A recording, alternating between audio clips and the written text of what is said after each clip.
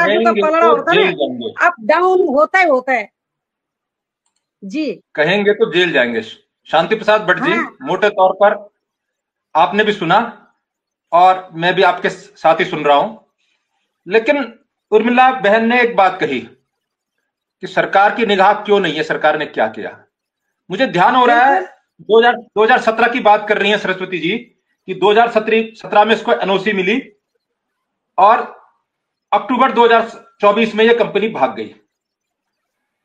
आरंभ में जब ये सरकार आई थी, मुझे ध्यान है सहकारिता का विषय आज जो भारत के गृह मंत्री हैं शायद संभवतः उनके पास था, मैं दावा नहीं कर रहा हूं, थोड़ी मेमोरी में गड़बड़ हो सकती है, लेकिन सहकारिता मंत्रालय और सहकारिता में अनेक क्रांतियां करने के लिए भारत सरकार खुद ब्रांड एम्बेसडर बन गई सहकारिता का।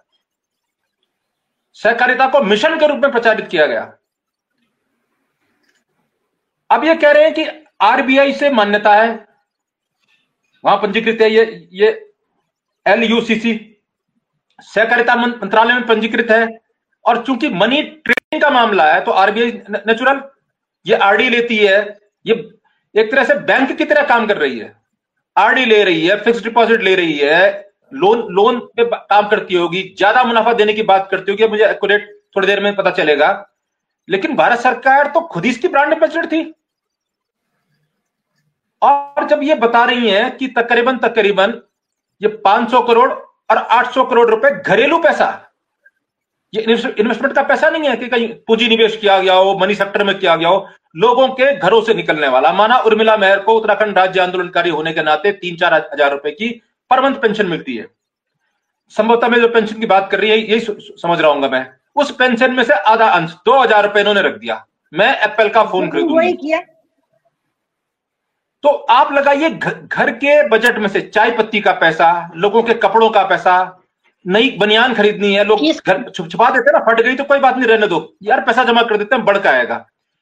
बाहर की कमीज तो ठीक है, लेकिन अंदर उसके कपड़े फटे हाल हैं, वो नया अंदर के कपड़े नहीं खरीद रहा है, उस पैसे को जमा करके 2000 1000 भोजन का काट के फल नहीं खरीद रहा है बच्चों के लिए कि इस महीने केले नहीं खाएंगे, ये पैसा 1000 रुपए जमा करेंगे। उस पैसे से तकरीबन 800 करोड़ रुपए लोगों के घरों का पैसा ये लूट के चंपत हो गई। और मोटे मोटे तौर पर जो मुझे जानकारी सरस्वती देवी जी कल बता रही थी, 42 करोड़ निवेशक, 40 करोड़ से अधिक निवेशक भारत में, ये दुनिया का अगर कैलकुलेट करेंगे सबसे बड़ा स्कैम हो सकता है। और कोऑपरेटिव को, लोगों को कोऑपरेटिव में पैसा इन्वेस्ट करने का सीधा प्रचार, सीधी एम्बेसडर बनी थी यही सरकार जब ये शुरू में आई थी, और संभवतः इस मंत्रालय में उस समय वो थे जो भारत के आज गृह मंत्री हैं। आपकी टिप्पणी? आपका माइक बंद है। देखिए राजीव जी, ये प्रकरण खाली उत्तराखंड का ही नहीं है, पूरे देश के अंदर लगभग 32-34 करोड़ से ज्यादा लोग हैं जो ठगी का शिकार हुए हैं। और ये वो लोग हुए हैं जो भारत सरकार की सहकारिता की वेबसाइट है उसमें पंजीकृत सोसाइटियों के द्वारा ठगे गए हैं। इसमें एक आजाद करके हैं गाजियाबाद के, वो राष्ट्रीय अध्यक्ष हैं, बर्ड्स एक्ट के तहत वो बड़ा आंदोलन चला रहे हैं। उत्तराखंड में इसके प्रदेश अध्यक्ष बड़थवाल हैं, मुकेश बड़थवाल, जो उत्तराखंड क्रांति दल से भी जुड़े हैं, जिला अध्यक्ष कोटद्वार, वो यहाँ इस मुहिम को चला रहे हैं। मामला जो है श्रीनगर का आप दिखा रहे हो, इसमें 12 से 14 गिरफ्तारी हो चुकी है, क्योंकि बर्ड्स एक्ट की अदालत देहरादून में है, तो वो सारे इस समय पर सुद्धोवाला जेल में बंद हैं।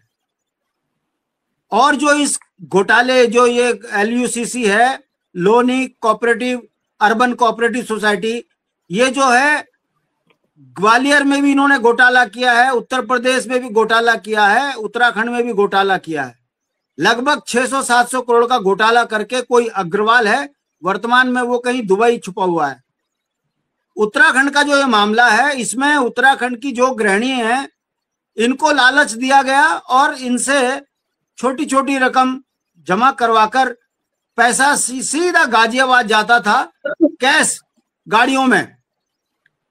वो उनका गाजियाबाद से कोई एक आदमी आता था, वो गाड़ी सारा पैसा लेके गाजियाबाद चला जाता था। जो इनके एजेंट थे, मैनेजर थे, जो ब्रांच के हेड थे, जिस तरीके से उनकी लाइफस्टाइल चेंज हुई, 6-6 महीने में गाड़ी बदलना, महंगे महंगे गहने आभूषण खरीदना, तो महिलाएं आभूषण में घिर गई।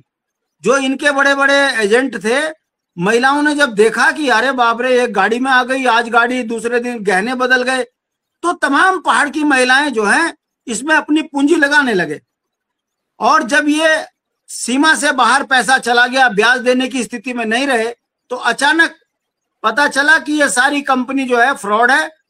सारे ऑफिस बंद हो गए, एजेंट जवाब देते नहीं बना, और जो इनका मूल था गाजियाबाद वाला, वो फरार हो गया।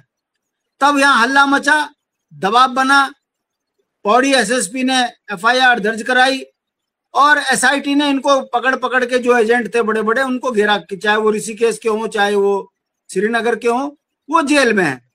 अब सवाल ये होता है कि ये जो घोटाला हुआ है, इसमें आम जनमानस को यह लग रहा था कि उत्तराखंड से लेकर देश में महिला उत्थान के लिए, पूर्व सैनिकों के परिवार कल्याण के लिए ये जो सोसाइटियां हैं, ये बहुत ब्याज दे रही हैं, 3 साल में दुगना। ऐसे ऐसे लुभावने इसमें वो थे कि हर आदमी उसमें फंसा। अब ये गवर्नमेंट द्वारा जिस वेबसाइट में इनके नाम हो, तो इनको कहां से लगेगा कि धोखा हो रहा है। मगर बड़े दुख के साथ कहना पड़ रहा है राजीव जी, 55,000 से लेके 60,000 करोड़ का ये घोटाला है।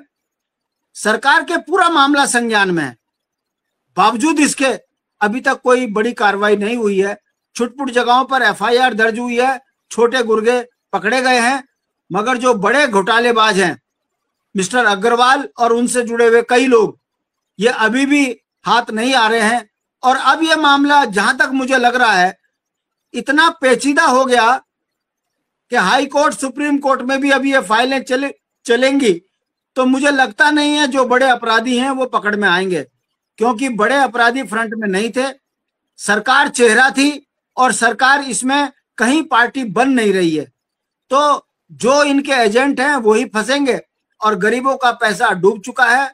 पूर्व सैनिकों की गाड़ी कमाई इसमें लग चुकी है। ये घोटाला 55 से 60,000 करोड़ का है। उत्तराखंड में 600 से 700 करोड़ का घोटाला ये जो LUCC का दिख रहा है। ऐसे ही कई तरह के घोटाले साराश्री ने भी किए। ऐसे ही कई एजेंसियां हैं देहरादून में जिन्होंने इस तरीके के चोरी करके गरीब का पैसा जो है लूटा है।